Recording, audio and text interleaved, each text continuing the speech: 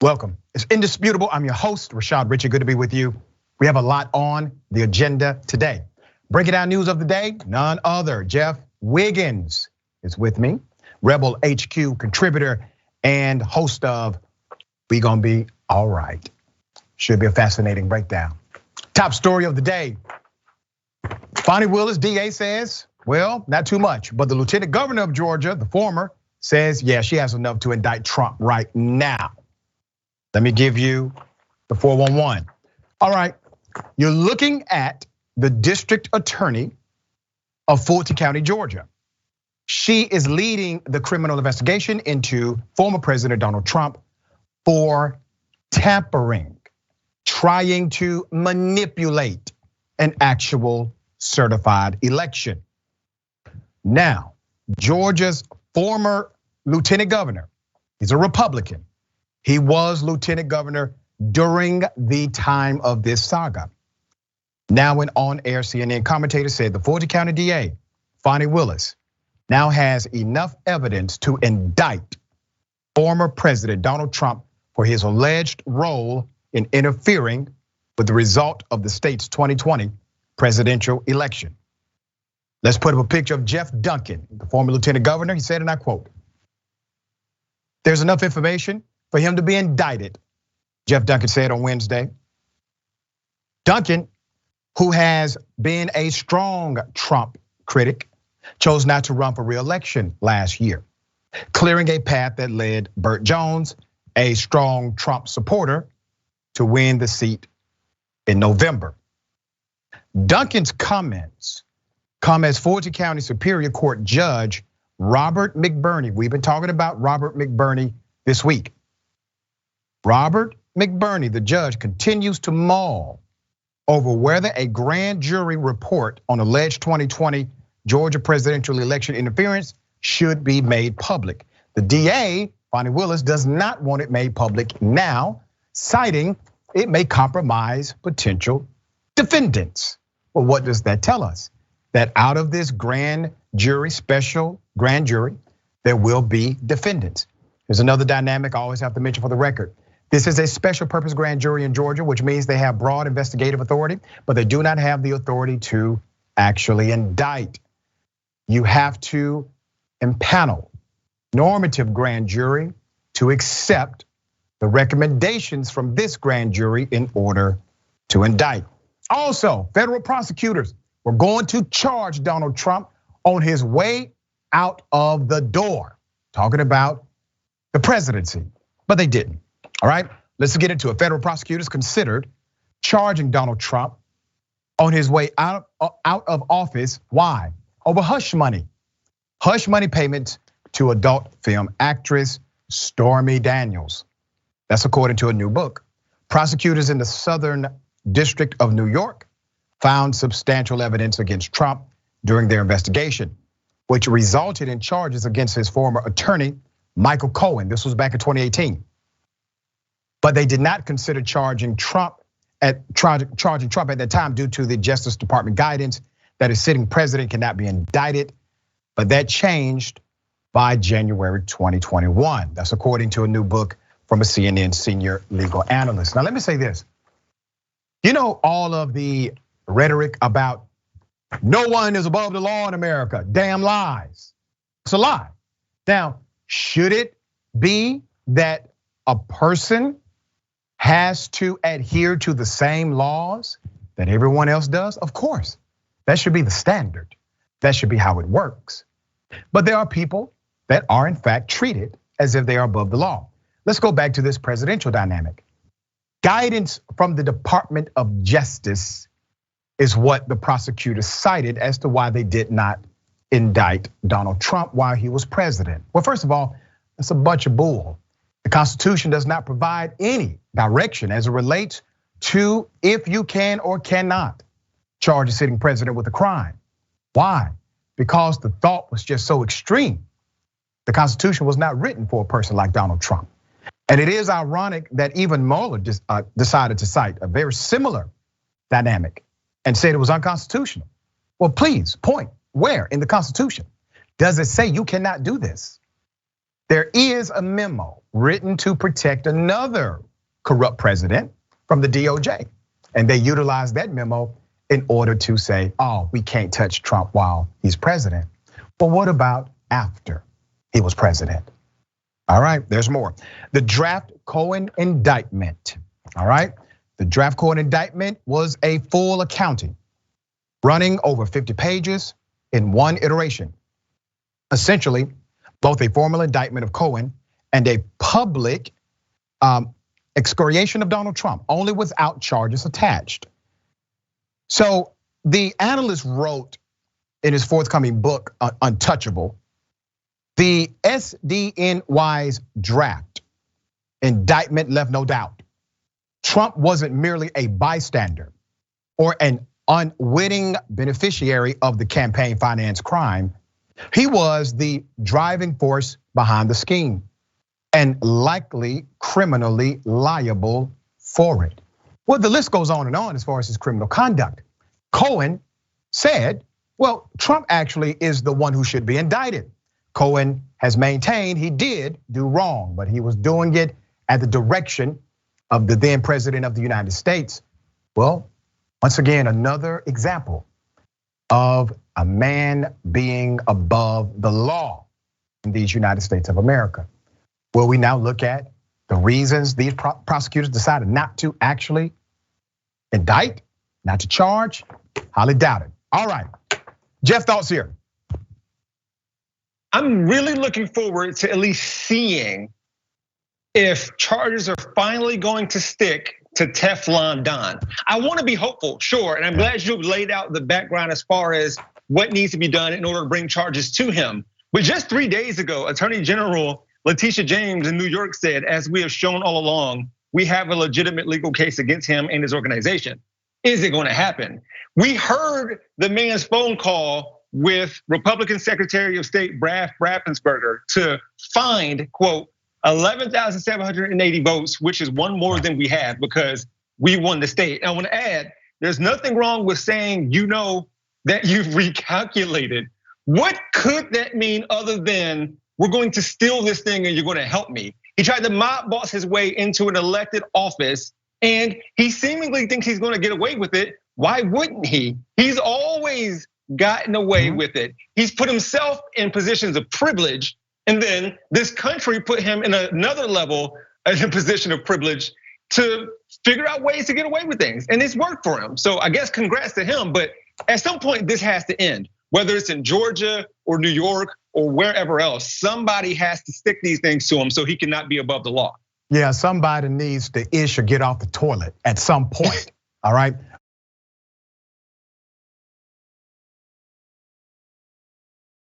Okay, more cops under criminal investigation now. Remember the cops who beat to death a man in Memphis? That video is coming out very soon, according to the authorities. More cops are now under criminal investigation. Let me first take you to this video and give you the breakdown. In light of the horrific circumstances surrounding the death of Tyre Nichols, it is absolutely incumbent upon me, your chief, to address the status of what the Memphis Police Department is doing, has done, and will continue to do in furtherance of finding truth in this tragic loss, ensuring we communicate with honesty and transparency, and that there is absolute accountability for those responsible for Tyre's death. Concurrent within that investigation, other MPD officers are still under investigation for department policy violations. Some infractions are less egregious than others. As this investigation and other external investigations continue, I promise full and complete cooperation from the Memphis Police Department with the Department of Justice, the FBI, the Tennessee Bureau of Investigation, and the Shelby County District Attorney's Office to determine the entire scope of facts that contributed to Tyre Nichols' death. What about the scope of facts that contributed to you being in charge, madam, of a corrupt ass police department? What about those? Let's put the pictures up full mass here. You see, on one side is a man who should be alive. He was beaten to death, not because the policy was wrong, but because the culture of that police department was wrong. So the Memphis police chief, she continues to do these special PR blitz. This CJ Davis is her name, announced Wednesday an investigation of all specialized police units, and other officers, more so than the 5 cops responsible for the death of Tyre Nichols, are underway in response to what? In response to the death of another black male. You see, they're doing this to save themselves. Once again, they're doing this as a reaction when they could have been proactive. All of the energy that they're putting into this today, if they would have put half of it into the prevention of this, we wouldn't be here. That man would be alive. It's no telling how many other offenses these specialized units have done against citizens. And believe me, they're not telling us all of the complaints, all of the phone calls that they're getting right now from citizens of Memphis saying, you know, that unit did this to me. That unit falsely charged me with that. Those phone calls are happening every day. The unit that the 5 were a part of, 5 officers were all members of the MPD's Scorpion street crimes operation to restore peace to our neighborhoods unit. Okay, that's who they were.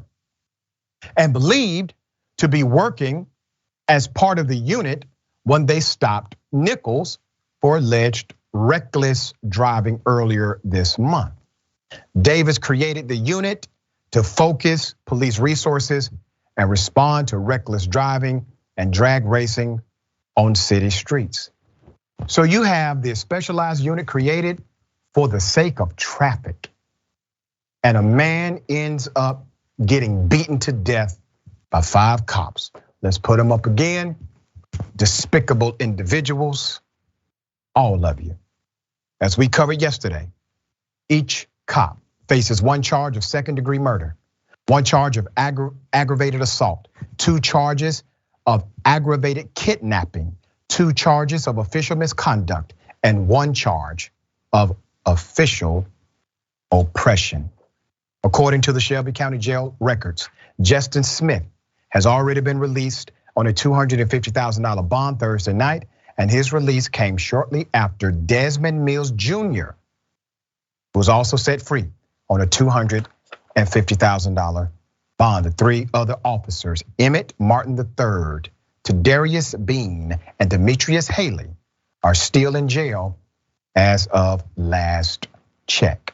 Meanwhile, police departments in major cities like Austin, Texas, DC, Los Angeles, California are preparing for a possible civil unrest in anticipation of the Friday release of a video depicting the confrontation between the 5 cops and the 29-year-old Tyre Nichols. And let's be very clear to the Fox News Network, who conceptualized and contextualized this as the encounter. This was simply a murder. This was a killing. This was a brutal homicide. The video is so damning, ladies and gentlemen, that I received a call from an official in the city government a few days ago who said, Doc, it's the worst thing I've ever seen. The worst thing I've ever seen. We're gonna have to deal with this as a community. I'm sick and damn tired of the police chief hopping her happy ass on TV talking about, hey, everybody behave. Everybody listen, calm down, it's real bad. Oh yeah, I'm investigating other cops. We gotta figure out what's going on. You're in charge, madam. You mean to tell me you did not know you were in charge of a corrupt police force? All 5 cops on the same page, they didn't even talk about it. They did not have a plan. They all acted the same way. Why? Because it's not a policy issue. It's a cultural issue. And you know it because you study criminal behavior. Don't act as if all of a sudden you're not a detective, madam. Don't play the game as if somehow you know less than everybody else. This is your industry, yours. You knew what you were in charge of. And all of a sudden, there are massive investigations with all of your officers. Ma'am, this is a failure all across the board. Jeff, thoughts here? This was a murder. He was killed. I just want to get a few things out the way before this video comes out. You cannot reform this. You cannot train this away. And funding won't help this situation. It was reported earlier, the police officers who kidnapped and murdered Tyre Nichols, as you alluded to earlier, were part of a special police unit purportedly designed to prevent crime inside the Memphis Police Department, which receives $275 million every year and sucks up 38% of the city's entire budget. It's not a policy thing, it's an environment where a culture is set up, no matter what your skin color is, to subject a specific group of people to be beasts of burdens, and he was treated as such. His family said that they compared it to what happened to Rodney King. And there's many implications to that, sure. Like the fact that, I don't know, how many years ago was that? 30 something years ago? Nothing has changed. Nothing has changed. So what do? Are we telling people who are gonna be rightly upset about this to not be violent? How about we tell the police ahead of time to not be violent? Like, let's get that message out to these police departments where these environments and cultures are, like I said, in such a way that is causing harm to the community and is building mistrust as we move forward. Nobody thought it could get worse as far as the disconnect in trust between cop and community. Obviously, we were mistaken.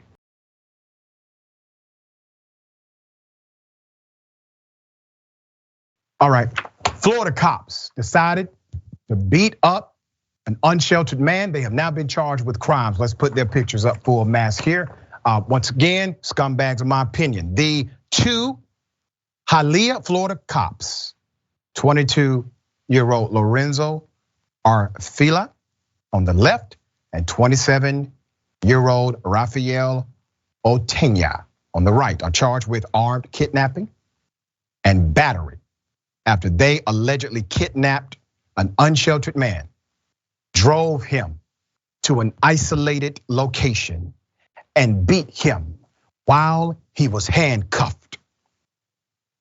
Arfila is also charged with official misconduct. So keep their pictures up. December 17th. So you're right around Christmas, when the officers responded to a disturbance at a shopping plaza and encountered this man, Ortega Gutierrez, Jose Ortega Gutierrez. He's an unsheltered brother who is well known in that local area. Mr. Ortega Gutierrez was handcuffed and put into the back of their police car, despite surveillance footage from the scene showing they had no reason whatsoever to take him into custody. You see, they are aware that cameras are in the general area. They're the police. They decided to do this extremely illegal thing known as kidnapping on camera. This is how brazen the police have become. Instead of being taken to jail, they took Mr. Ortega Gutierrez to an isolated location where he was beaten and thrown to the ground while still being handcuffed. GPS on their vehicles showed both of these cops drove to a field outside of their assigned sector. Also, neither cop turned his body camera on. Ortega Gutierrez said he lost consciousness and woke up unhandcuffed, alone, and bleeding from his head.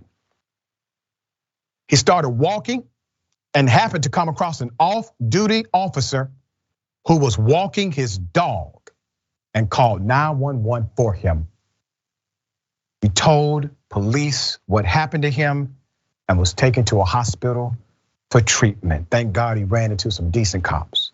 One of the officers who responded to the scene was contacted by the other cop who inquired about the condition of the man that they had beaten. and asked the officer to classify the 911 calls as no report. Orfila also told the officer that they had dropped Ortega Gutierrez off and roughed him up, admission of guilt. Days after the incident, Ortega Gutierrez was approached by 45-year-old Ali Amin Sila, who claimed to be a private investigator, offering him $1,200 in cash to sign an affidavit stating that he had been arrested for drinking, had not been beaten by the officers. Ortega Gutierrez doesn't know how to read, and he didn't know what was in the affidavit, but signed it for the money because he's unsheltered and he was desperate. That alleged private investigator has now been arrested as well.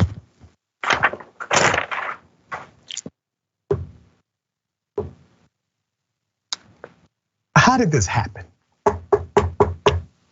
There's no humanity.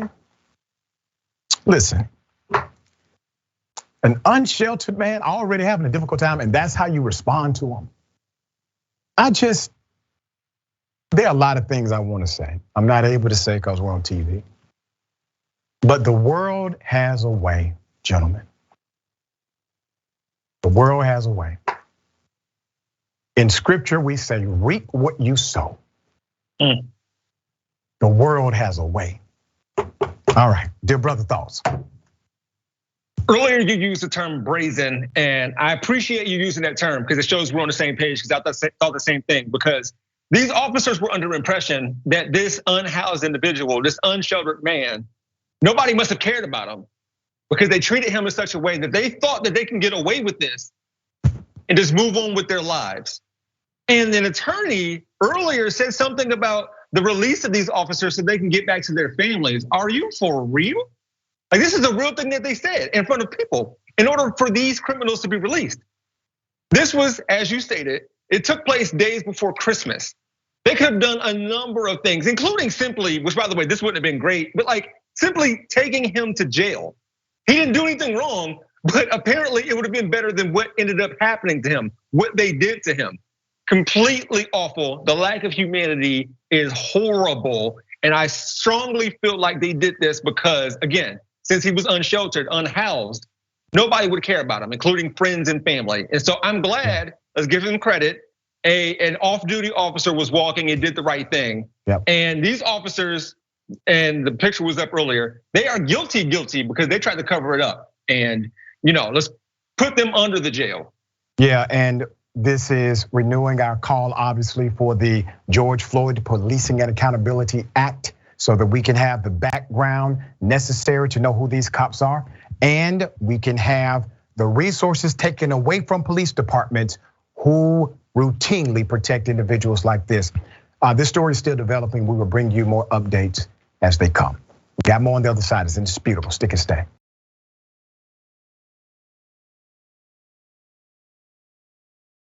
All right, welcome back. We have a lot of show left. Let me remind everyone, we have Ricky Smiley coming up this Monday. The big homie will be with me Monday, breaking down news with me. All right, Ricky Smiley of the Ricky Smiley Morning Show. Always remarkable to have him on the program. Okay, let me read a couple of comments, kind of pressed for time.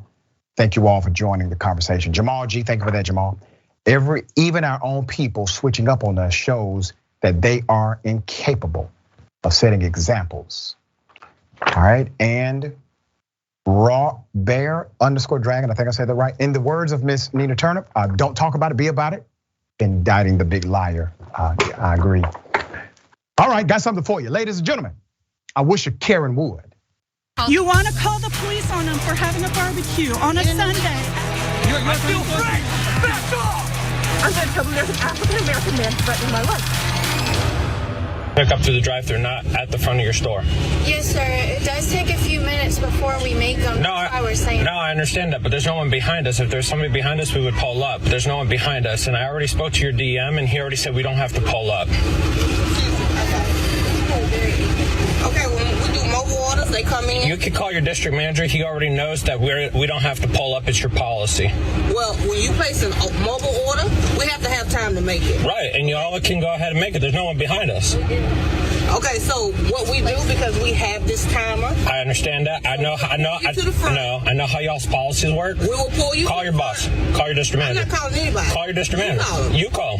Pull to the front. No, ma'am. Call the police. It's up to you. Call the police on what? I will, because you won't move out. You're going to lose your job. I hope you know that. Okay, well, go ahead. You really want to lose your job? Hey, do what you got to do. If you think you can control me having a job, then you go ahead. Okay. I love that line. If you think you can control me having a job, go ahead. Perfect anti-Karen comeback. So let me analyze this, all right? You have a male patron who did not even order from the drive-through. He didn't. He ordered through the mobile app, all right? And he decided to just drive up to the drive-through and just wait and say, hey, I'm gonna wait here. I know I didn't order here, but I'm gonna wait right here. Well, sir, it's gonna take time to make your meal. Could you go ahead and just wait in the parking lot like everyone else who orders through the mobile app? It's gonna take time to make it. No. I already talked to the manager. I can stay right here. See, just petting. This was all fabricated, all created, all made up, this whole saga. So let me explain why it is disheartening to see a person treat someone in a service establishment like this. When she alluded to the timer, I'm going to tell you what the timer is about, because I have some mentees that work at fast food restaurants, love them to life.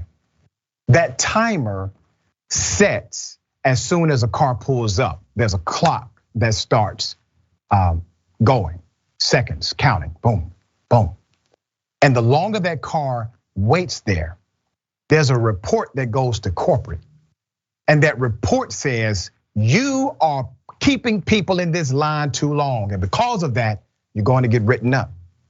You're going to have a penalty. So he didn't care about that nuance. When she tried to explain it to him, he was unconcerned. See, I'm concerned about that clock. That clock creates a negative for the employee because of your manipulation, sir. So I'm going to give you the benefit of the doubt. Maybe you're unaware that's how it works. Now you are. So hopefully the next time you would just park your happy ass over in the parking lot and wait for your food like everybody else who orders through the app. All right, thoughts here. I'm glad you explained the clock thing, because I'm glad she didn't, because she didn't have to. Right. Why couldn't he just move his car up? I don't understand. Even if a car wasn't behind him, let's say a car was eventually going to be behind him, was he gonna move his car then? All you gotta do is move up, dog. It's Dunkin' Donuts. Get your above average donuts and keep it moving, my man. Like, it has nothing to do with nothing. But that's the essence of a Karen though, right? Thinking he can control the situation or can control her job. So she called him out on it. Nothing was going on. Don't talk to black women that way. She will send you where you need to go. Yeah, she definitely came to that window with complete anti-Karen vibes. Love it.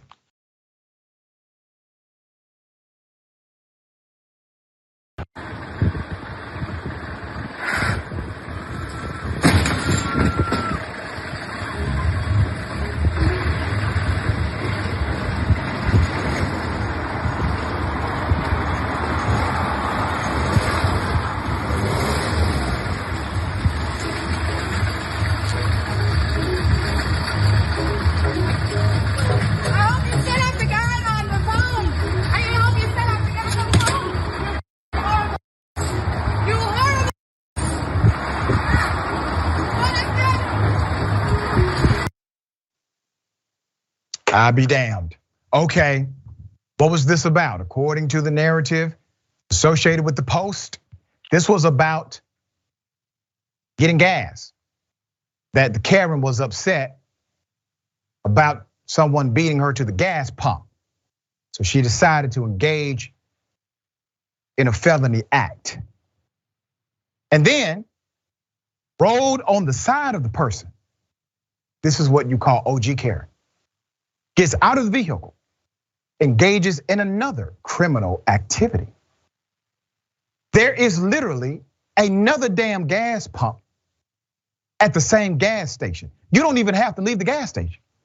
Or you could wait a couple of minutes And the person who's currently getting gas will actually leave once the gas is finished pumping. I don't know if the Karen was aware of how pumping gas works.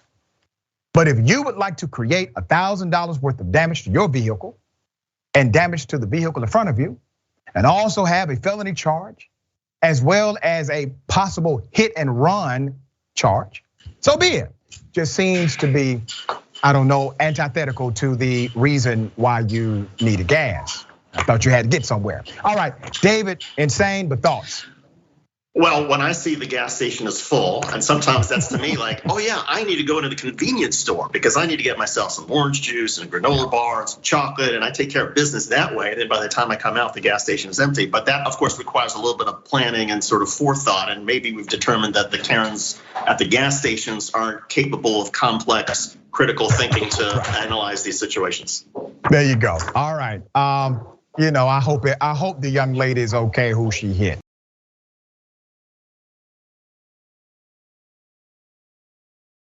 All right, a boarding school completely ignored the sick pleas of a student who died. Put up a picture full mass. And damn it, this is one of the most avoidable things. 17-year-old Tyre Goodrich collapsed at Diamond Ranch Academy in Hurricane, Utah. This happened on December 20th, days before Christmas. After weeks of reporting to those who were trusted to care for her that she was sick, that she was ill. While an official cause of death has not yet been determined, per December 30th lawsuit, her father, Dan Goodrich, alleges she died of sepsis, the life-threatening condition that arises from the body's response to infection. It is debilitating. Her father alleges those in charge at the boarding school for at-risk youth told her to, and I quote, suck it up, take an aspirin. The Utah Department of Health and Human Services placed Diamond Ranch Academy's license on conditional status, allowing it to remain open while the agency and the police department investigate her death. The academy is actively collaborating with investigators. NBC News spoke to 7, count them, 7 former staff members of Diamond Ranch Academy, including 5 who said Tyre was ill on different occasions in the 3 months before her death, but was not taken off campus to be evaluated. 4 spoke on the condition of anonymity because they fear retaliation by the academy's leadership. Their accounts echoed the claims made in the lawsuit. The 7 former members all told NBC News that Diamond Ranch Academy management warned them that children who complained about feeling sick often did so just to get attention, avoid homework, or convince their parents to remove them. Only medical staff members could recommend that a child be taken to a hospital. But to do so, generally, would have required a staff member to leave campus, putting them out of sync with state mandated ratios of adults to children. So they were in almost violation of the rules. And they said, well, if we have to leave to take care of a sick teenager, we're going to have a different penalty. And so we're going to just let her be sick here and claim that she's not.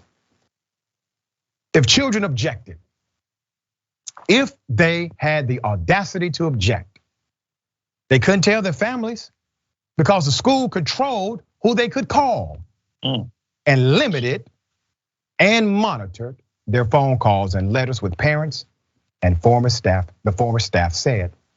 Tyre is also the 3rd child to die in Utah residential treatment facilities care since the state enacted a set of reforms March of 2021. And Tyre's death is the latest in a years-long record of grim incidents and allegations at the Diamond Ranch Academy, including the death of at least 2 other children at the school, a school nurse who forged opioid prescriptions, a teacher convicted of possessing child porn, and lawsuits accusing staff members of inappropriate contact.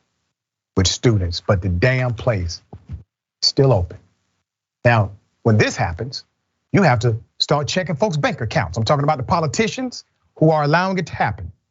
You need to start checking the flow of money and connection.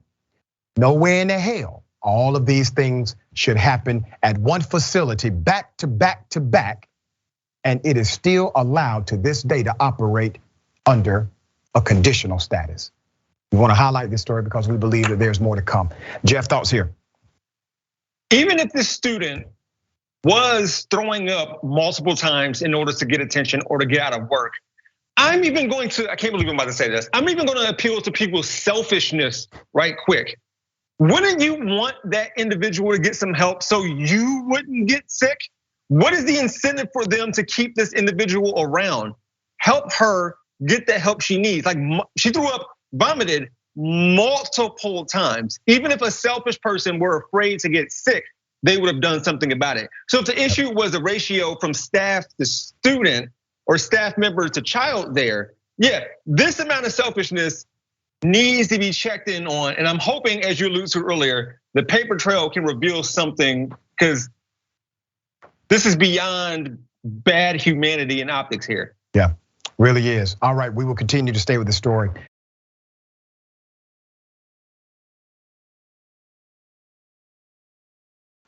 Here's a positive story.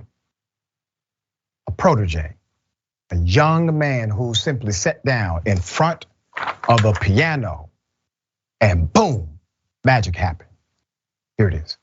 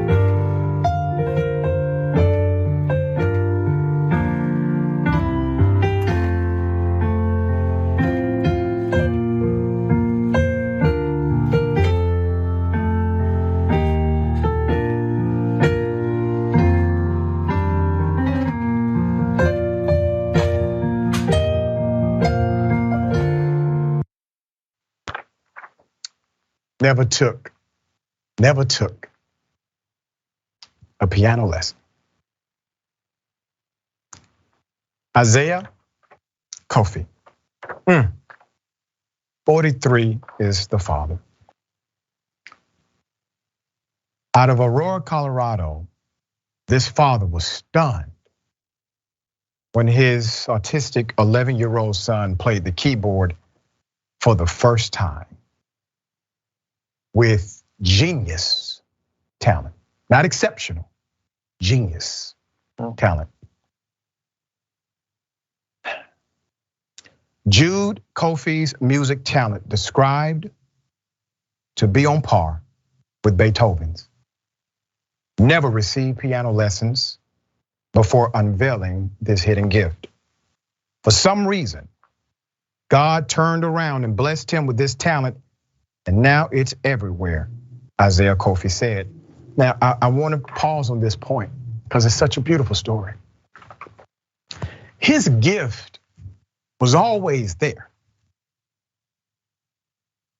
He just needed the right atmosphere to express it. Now imagine if he never got exposed to that instrument. Then there would be those who would have said, he doesn't have any talent. He doesn't have any productivity. He's not brilliant or genius. He had the right atmosphere for the talents that are already inside of him. Every young person is brilliant. It is about the atmosphere around them that must be intentional to bring that brilliance out of them. Jude Kofi is one of the 4 children of Isaiah Kofi and his wife. Jude's talents are more remarkable given his start in life. Jude experienced several medical complications when he was younger. He was born premature with low oxygen levels, and he had a hole in his heart. He had to undergo heart surgery. He was then later diagnosed with autism. He had a breathing tube and G-tube, a heart procedure, lots of stuff, and we were all worried about him, Isaiah Kofi said. One morning, Isaiah Kofi was watching the news while Jude was in the family basement where all their instruments are stored. He then heard Jude's keyboard producing beautiful music. He ventured to the basement and was in amazement. I heard him playing on it, so I grabbed my phone and started recording him, Isaiah Kofi said. I just started making music, Jude Kofi said of his savant-like talent. It was Jude Kofi's first time actually playing his keyboard, which added to the shock. Genius discovered because the right atmosphere was present. Jeff, thoughts here? It's absolutely beautiful. Like, that's genius level work. And he's a genius. Like, that was wonderful. And I'm so glad that he found something that he can take and use as his own in order to find some creative expression. I don't know if anybody knows, I worked with children with autism for 12 and a half years of my life. So this is fantastic. Yeah. And behind this little tarp thing I got up, I brought my 9-year-old a keyboard, and he's learning how to play Sober by Childish Gambino. But we're getting there. But yeah. I can show him this video and say, like, while this kid was able to do it instantly, maybe you can get to this level. Like, that was so beautiful, and I'm so glad I got to see that, because that was amazing. Beautiful stuff. There are a lot of beautiful things in this ugly world. All right, we got more on the other side. It's Indisputable. Stick and stay.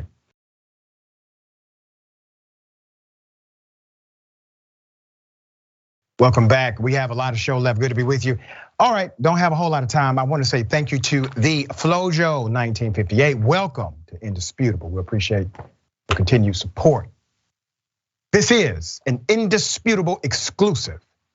Black female Uber driver says she was attacked by a racist white male, and the police did not want to investigate. We have the entire story right here. Let me first take you to this video. Here it is. Why are you punching me? I don't want you trying to get her out of the car. She's trying to get her in the car. You don't know what the fuck with you. Let you want to go. Dude, I don't know what's going on. I don't want this. I don't want this. I don't want this. Come on, let's go there. Hey, this is our car.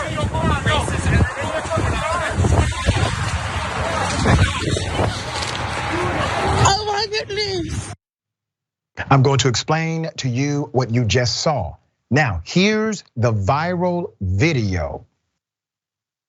Hi guys, this is my update from the assault that happened on me when I was driving for Uber.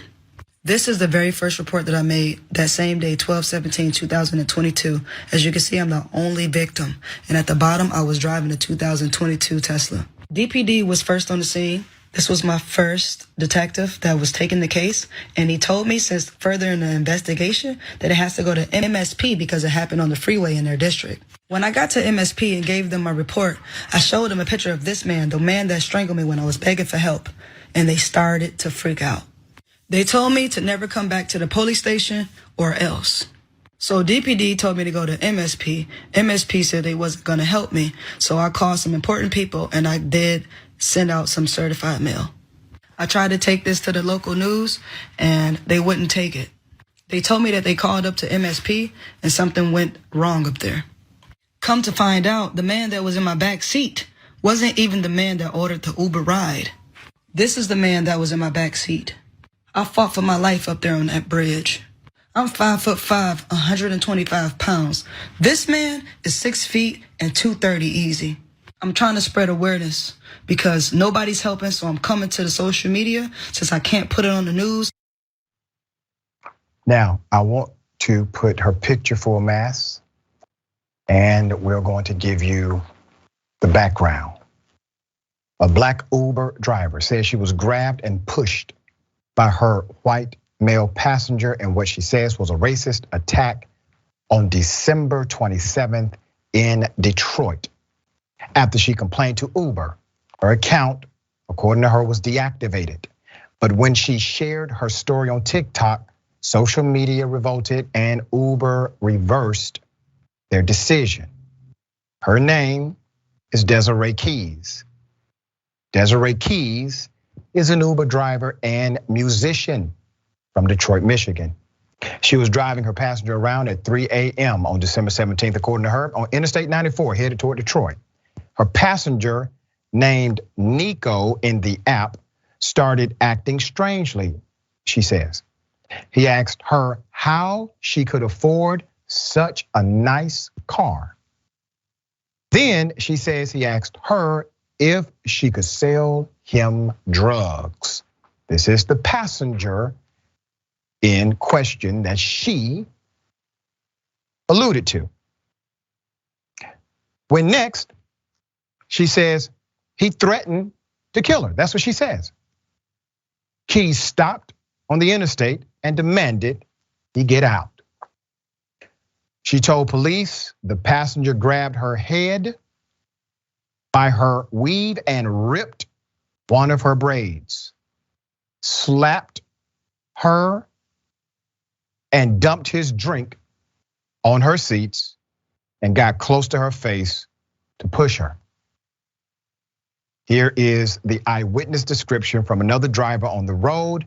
Amir Nunn spoke directly to Indisputable Investigates. So this eyewitness said, and I quote, "The man was aggressively walking up on her and she was pushing him back like, get out of my face. And he just kept at her. So it was a moment where she gave him a light shove. He came back and as she threw her first hit, they began to tussle, do a little tussling.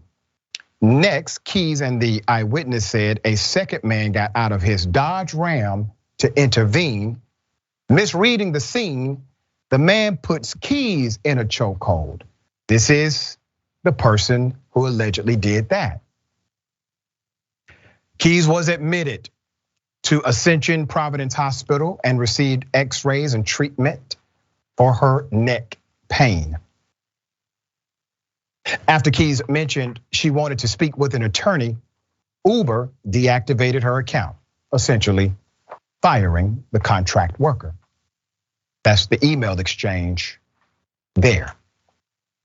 But when her TikTok video went viral and people complained, Uber reinstated her. We have it right there. The initial report from the Detroit police listed assault and battery, simple assault committed against Keys by her passenger, who they identify as Nico. The Detroit police narrative also notes to contact Uber for more information on the passenger. We have that information right there. Later, Detroit kicked the case over to the Michigan State Troopers because the fight happened on the highway. Here is the current investigator, Trooper Chadwick Carpenter. The witnesses, Amir Nunn, said she was surprised no one from either department reached out to speak with her. She said, "We were the first there." So keep up the detective, because detective, there's a witness. I'm just trying to help the police. There's a witness who says you all have not contacted her. Now, I'm sure you want to get to the bottom of this case. If you need me to make the connection, we will be happy to do so at Indisputable. Nunn described the passenger to Indisputable, said, and I quote, this is our witness saying to us, and I quote, he's like, "Oh, I'm sorry," or whatever the case may be. And he let her go. She's crying, ranting, trying to tell what happened to prove her innocence. Everyone's like, as if she's the aggressor. She's the angry one. And the man that she was fighting, her attacker, he was also playing the victim as if he didn't provoke her to do what she did, which was defend herself from him. That's according to the witness. Carpenter did not respond to Indisputable's request for comment, but Keys reports she received his text this morning after Indisputable contacted the department directly. Michigan State Police Metro South Post Commander Lieutenant Lance Courtier said the investigation is now open. They still need Keys' medical paperwork and have not heard back from the witness. Here is the director of the Michigan State Police, Colonel Joseph Gasper. Now, Colonel, the only reason this is a story today is because of alleged inactivity from the police as it relates to a proper investigation. So now I'm involved. I fully expect a full and exhaustive investigation, and if charges are warranted, post haste. All right, Jeff, thoughts here. I first want to start off by saying I'm glad that this woman has a show like yours, Dr. Richey, and a staff like yours who will seek justice for this woman when there was inactivity from the police department. But at the same time, shouldn't have come to this. I don't know why they denied her in the first place. And even her having to make a TikTok in response to what her employer or former employer did is also disgusting. She's getting blocked at every stop, trying to seek some help and justice and some recourse for something that shouldn't have happened to her. She did make sure to note how small she is in proportion or relative to size to the people who attacked her. That shouldn't matter. She, a Black woman, is being denied every single stop. And it's gross, and we know why. So I'm sure we'll figure out, your staff and you will figure out moving forward why she was denied in the first place. And hopefully we can get her a new position somewhere where she's actually appreciated and seen as a human. Yeah, and I want to remind people, I don't let nothing go, nothing. I don't let a damn thing go, all right? All right, we got more on the other side. It's Indisputable, stick and stay.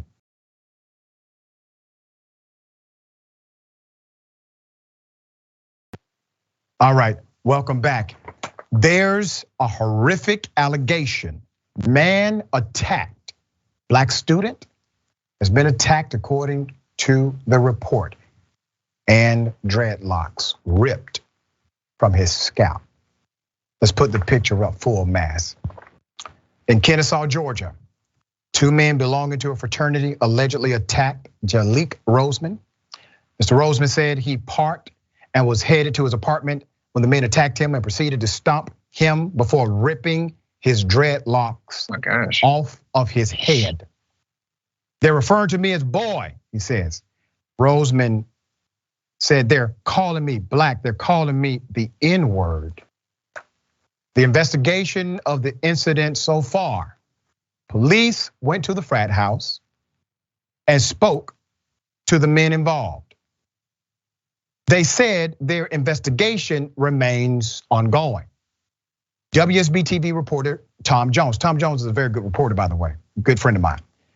Got the incident report in which a man claimed Roseman drove recklessly through the parking lot and almost hit him and his frat brother. So they attacked him. Roseman said that's nowhere close to the truth. What sparked all of this is nothing but hatred, Mr. Roseman said, because I didn't do anything.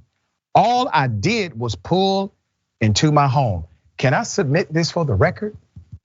If he was recklessly driving, it does not provide permission for criminal assault. I believe him based on simple credibility. I believe him based on credibility. That's my opinion. But even if the other narrative is true, it still does not provide an immunity for criminal conduct against him. Let's put up the powers that be.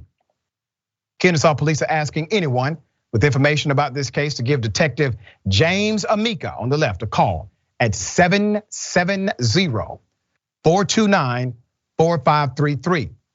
As of this report, police have not arrested anyone and have not said whether this is a hate crime.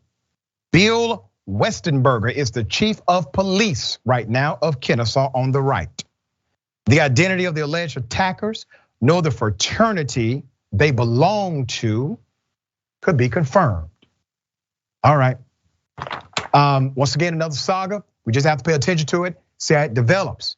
If it happened the way the young man says it happened, obviously, this is a hate crime in the state of Georgia. We finally received a hate crimes bill roughly 2 years ago.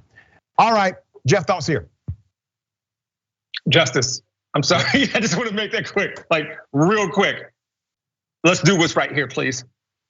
There it is. All right. Discrimination, racism. Well, a woman is getting paid $1 million because, well, a store clerk said, we don't serve black people. That's a no. Let's put up her picture full mass here. All right.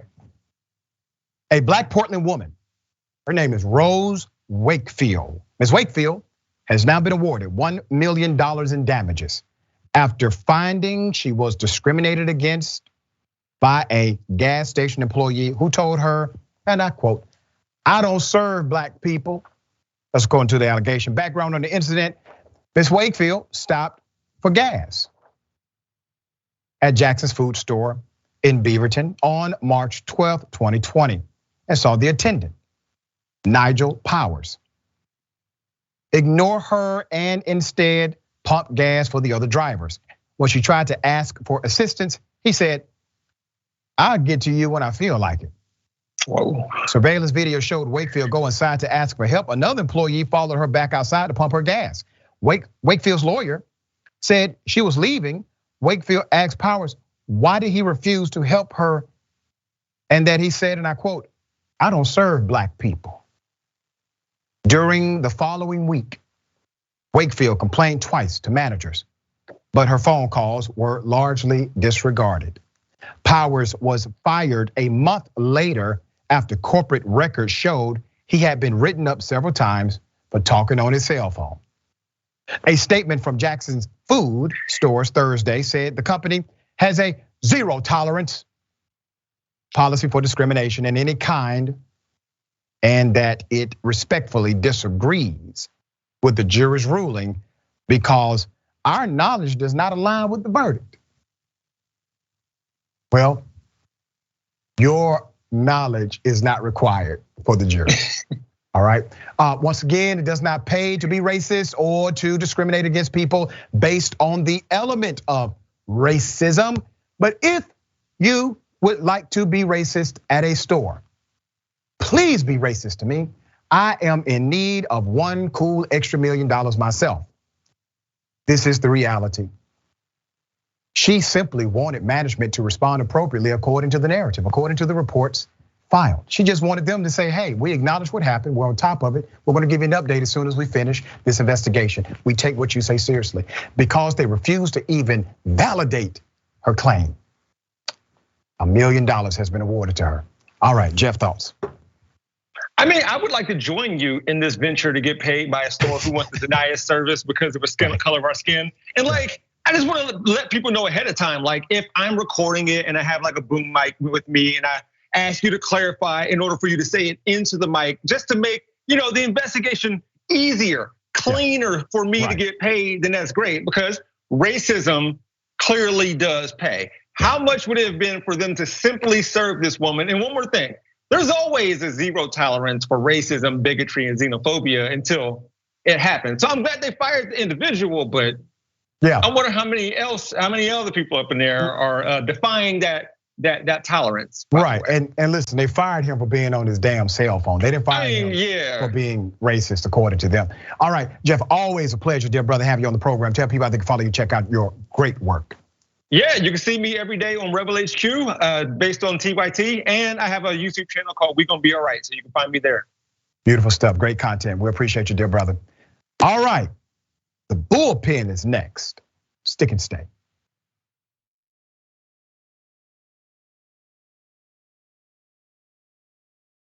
All right, welcome back. Let me read some of these viewer comments. Don't have time to read them all, but I thank you for always joining the conversation. Brett Campbell, AKA Dragon My Ass, says there's a reason they call them frat boys and proud boys. I am shocked. It only took a month in a lawsuit. Matthew Fogarty. Good, she deserves $1 million for how she was treated. There you go. Kat Trahan, welcome to Indisputable. Sorry if I butchered the name, but thank you for the support. Soul Life, member for 2 months. Thank you for this. I'm trying to give memberships, but I think this freebie is blocking it, so I'm firing it off. Keep doing what you do, Doc. Thank you. The Flojo 1958, welcome to Indisputable. And Lolo Welp, racist and a lazy POS? Shocking. There you have it. Ladies and gentlemen, welcome to the bullpen.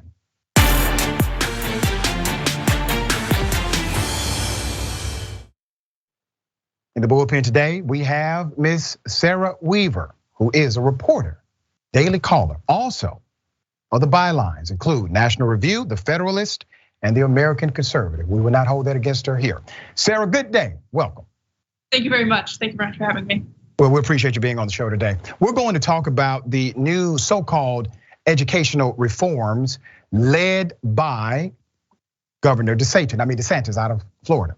And this governor has doubled down on these particular reforms, even though they have been noted as adversarial based on what teachers experience. Two of them in particular. One, the banning of African American studies as an AP course, and also the law that led to memos going out to teachers saying that they must dismantle their in-class libraries if the books are not approved by their special process. They could be charged with a 3rd-degree felony. I don't want to presume what you know or believe about these topics, so if you would give me your impression, I will then opine. Well, thank you. Yeah, I think the first thing is to kind of correct some misconceptions about the controversy surrounding this story. I think a lot of people are talking about it as if it's a matter of, DeSantis basically banning an already in place course. What did happen with this is a proposed course from the AP. The College Board put it out. They're testing it in 60 schools. And basically Florida's Department of Education said, there are some things we'd like tweaked in this. Now, DeSantis has said teaching about Black history is a requirement at Florida schools, so that's not the issue. His issue is with what he would term the indoctrination that goes on. So he pointed to some critical race theorists that are required reading in the course. Things like discussion of reparations, prison reform, that sort of thing. And what the AP has done in subsequent statements, they have talked about how they are doing exactly that. They are addressing these issues and they are making sure that they can comply with Florida standards. But I think the misconception here is that, this is like Florida Department of Education is like coming in with guns a-blazing and basically keeping teachers who are just free speech advocates from teaching about Black history, but I just don't think that's exactly what's going on here. Well, so let me go ahead and give you the history. In the 1990s, Florida passed a law that did mandate the teaching of Black history. As a matter of fact, the professor I sat under and received my doctorate under, Dr. Kua, Clark Atlanta University, was active in that movement to make sure that there was a statute and a statutory requirement. So that's number one. So that law does exist. I don't know anybody who believes this was an already available course. Everyone that I have spoken with are well aware this was a new course, an AP course in African American studies. But I submit to you, if you would allow, that the issue is not simply the course alone, but is also the why. Why are they rejecting this AP course? You'll agree with me that this is a college course, right? AP courses, you are able to receive college credits. It is typically created by a collegiate design and submitted for advanced learners in high school, correct? Yes, it's a college offered in, that's right, in high school. All right, so you say that the governor is in fear of something called indoctrination. And that this would actually teach critical race theory, reparations, and prison reform. Do you stand by that statement? I'm saying that that's what the DeSantis administration is saying. I'm not saying that whether or not that course is teaching that. But don't you think that's important? I'm sorry, what's important? Don't you think it's important if it actually teaches this or not as germane to the situation at hand? That's important, right? Definitely, whether or not DeSantis's comments are correct. All right, are they? I don't know, I can't really make that judgment call. I think the biggest issue here is that the Department of Education, it's within its purview to approve courses like this. It's not like, they're coming in and saying, you can't teach about African American history. What's happening is it's tweaking an already existing course and no, ma'am. A proposed course. And and the AP has responded and said, like, yes, we're gonna do that. But it's not tweaking an already existing course. Remember, this is an AP course. Yes. Excuse me? I misspoke there. It's proposed. Okay, all right. Okay, fair enough. So let me explain it this way. The why is very important, okay? So you knew you were going to come on the show and talk about this. The why is important to us in the Black community in particular, because when you say that we're gonna ban something called African American Studies, and you do not do the research to understand the why, you just accept the talking point from the governor or the State Board of Education, that's problematic, because you're telling me you're willing to adopt their report rather than engage in the journalistic prowess necessary to understand the why. I have, however, done the work. So here's the why. As you have proclaimed, it teaches critical race theory, reparations, and prison reform. Number one, it does not teach critical race theory. It does present ideas that are called intersectionality. Intersectionality is common, it's normative. It's actually taught in historical context, not simply in racial dynamics. CRT, once again, advanced theoretical concept, not part of this course. And the idea that reparations is somehow controversial is laughable to me in a curriculum, because we learn about the reparations given to Native Americans. We learn about the reparations given to slave masters right after the Emancipation Proclamation. We have these learning models right now certified by Florida. So Florida obviously is not antithetical to the teaching of reparations because they teach it currently in the curriculum. They're only antithetical to reparations as it relates to Black people. Third, prison reform was cited as a reason they do not want this curriculum because it indoctrinates. Ma'am, 98% of Americans believe that prison reform is required in these United States of America. How can that be a controversial item? And how can somebody stand behind that to suggest that this is indoctrination? And lastly, I will say this.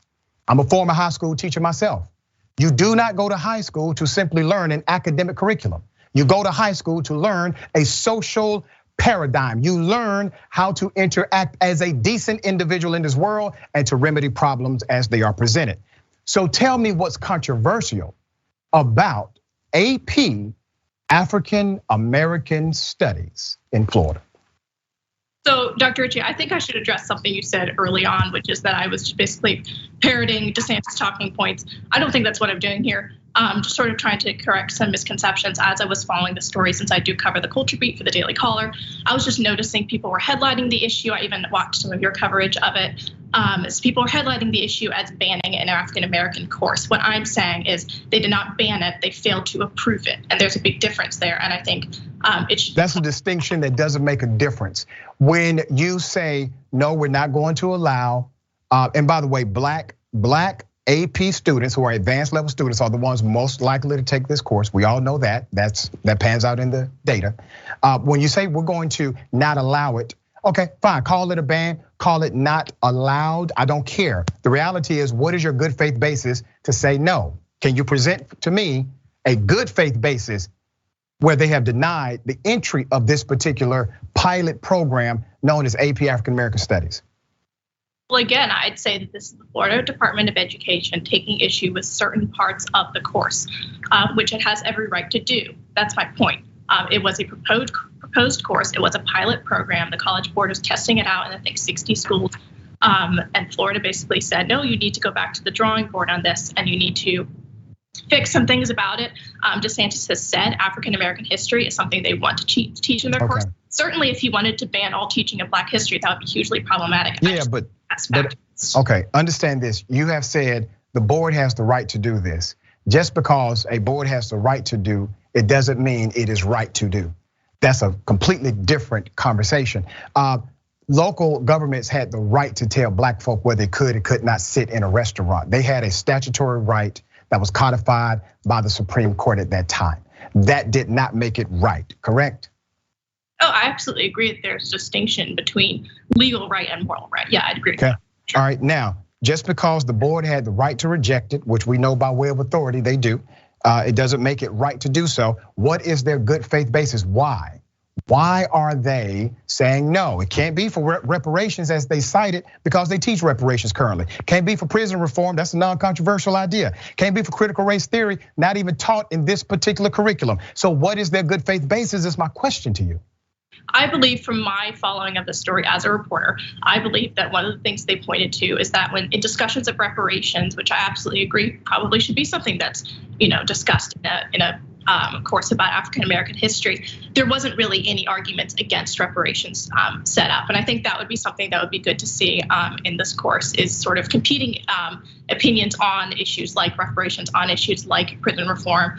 I do know the course did cite Kimberly Crenshaw, a critical race theorist, how that's a very hot topic. I know for some people, maybe it's not so much of a hot topic, but I do know for a lot of parents of Florida students, they're going to see a critical race theorist cited in that course. And they're going to be a critical race theorist.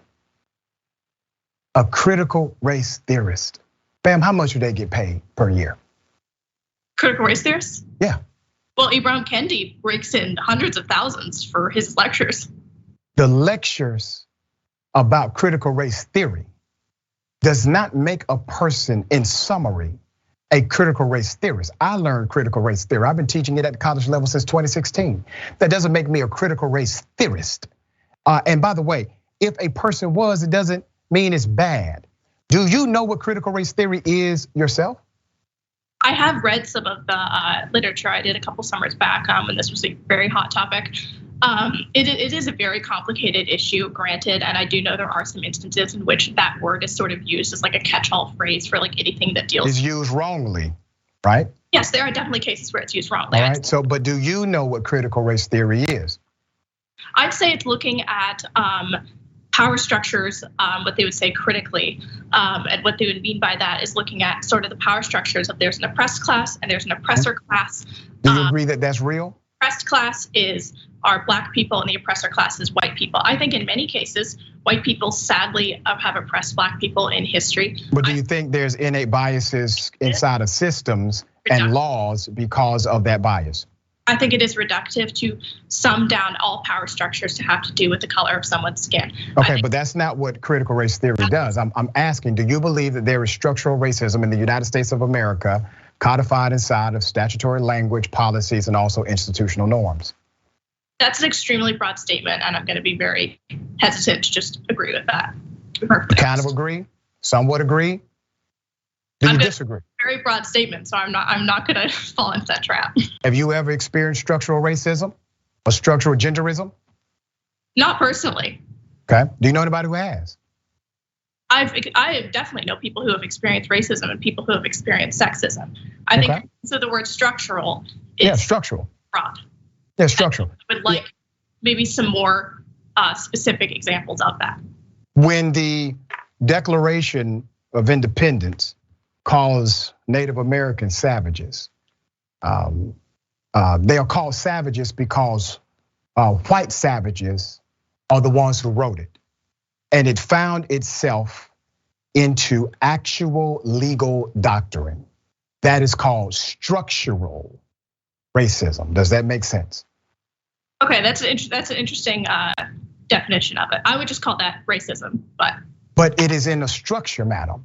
It has now been contextualized in a structure that is adopted as authoritative literature in courts. That makes it structural. Okay, so your definition of structural, I just want to get it correct because a lot of people use that word for many different things. Your definition of structural is if it's used in legal components.